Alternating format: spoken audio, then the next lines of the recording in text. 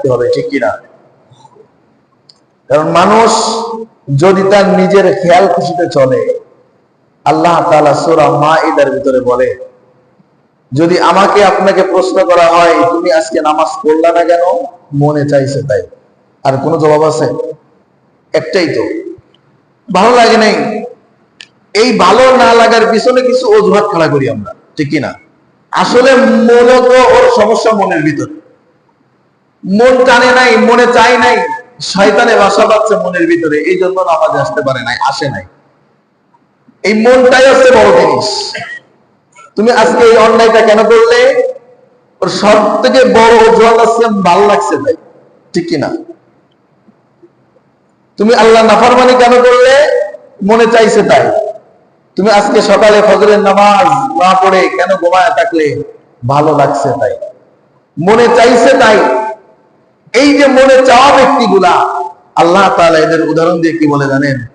আমাদের অনেকের মনে হইতে পারে হুজুররা মসজিদে বয়ান করে, মাহফিলে হুজুররা বয়ান করে, হুজুর একটু বেশি কয়, ঠিক কিনা? হুজুর একটু বেশি বানায় কয়। আরে না দোস্ত, হুজুররা কম কয়, আল্লাহ থেকে বেশি কইছে, রাসূল আরো বেশি কইছে। হাদিসের ভিতরে আসছে, রাসূল যখন তার সাহাবায়ে কিরামদেরকে, মানুষদেরকে উদ্দেশ্য করে কথা বলতেন, ভাষণ দিতেন, রাসূলের রগ খুলে যায়, চেহারার ভিতরে, সাদা চেহারার ভিতরে লাল বর্ণ হয়ে যায়, রাগান্বিত হয়ে যাইতেন, উত্তেজিত হয়ে যাইতেন। এটা হাদিস, বুখারীর হাদিস। মানে প্রতিটা কথা এত ভাবে সিরিয়াসলি ভাবে কইতো, প্রতিটা ব্যক্তি মনে করতো আমাকেই বলতেছে, আমার ভিতরে এই ভুলটা, আমাকেই সংশোধন হওয়ার জন্য রাসূল আমাকেই বলতেছে, ঠিক কিনা? এটা হাদিসের ভাষা। তা আল্লাহ রাসূল আরো কড়া ভাষায় বলতেন, আল্লাহ তাআলা আরো কড়া ভাষায় বলতেন, হুজুর একটু কমই বলে। উদাহরণ সূরা মাইদার ভিতরে আল্লাহ তাআলা ডাইরেক্টলি বলতেছে, মানিত্তাবা হাওয়া, যে ব্যক্তি বলে আমি আমার মনের ইচ্ছা স্বাধীনতার সহিত চলি, মনে ভালো লাগে না তাই করি নেই, মনে ভালো লাগছে তাই করছি, আল্লাহ তাআলা ডাকতে বলে সব, এই আমার নাফরমান বান্দা, তুই যখন বলিস মানিত্তাবা আমার মনে চাইছে তাই করছি, তুই কি জানো? মাতালুহু কামাতালিল কালব, তুই তো মানুষ না, মানুষ না, তুই তো একটা কুত্তা। নাউজুবিল্লাহ বলতেন না? আর আমার কথা না, মালিকের কথা। মানিত্তাবা হাওয়া, যে ব্যক্তি মনের প্রবৃত্তির অনুসরণ করে এবং বলে আমার ভালো লাগে নাই তাই করি নাই, ভালো লাগছে তাই করছি, এমনটা বলে আল্লাহর নাফরমানি করে, আল্লাহ বলে মাতালুহু কামাতালিল কালব, আরে এই ব্যক্তি তো মানুষ না, এ তো কুকুরের মতো। বলে নাউজুবিল্লাহ।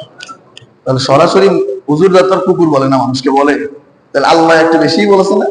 হ্যাঁ, আল্লাহ এই জন্যই বলেছে, যে ব্যক্তি মালিক চিনল না, যে ব্যক্তি মালিকের বন্দেগীতে নিজেকে সফর্দ করলো না, এর ভিতরে মানুষত্ব বলতে কিছুই নাই, ঠিক কিনা?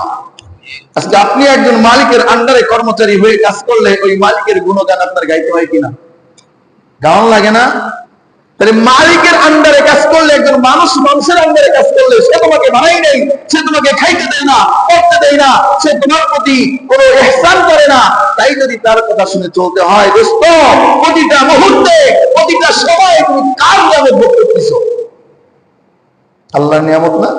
অস্বীকার করার মতো কোনো সুযোগ আছে? তাহলে সেই মালিক কি তো চিন্তা, সেই মালিকেরই গুণগান জানলে না, তাহলে তুমি কিভাবে মালিকের শুকরগুজার হইবা? একজন মানুষ রূপে মালিকের সামনে দাঁড় করে। এই জন্য মালিক বলছে, মালিক কি চিনল না? সব কিছু আমি দিলাম, জন্ম থেকে মৃত্যু পর্যন্ত সব ব্যবস্থাপনা আমি আল্লাহ করলাম, আমি আল্লাহকেই চিনল না, সে মানুষ কিভাবে? এই জন্য আল্লাহ বলতেছে মাতালুহু কামাতালিল কালব, আরে ওই ব্যক্তি তো কুকুরের ন্যায়।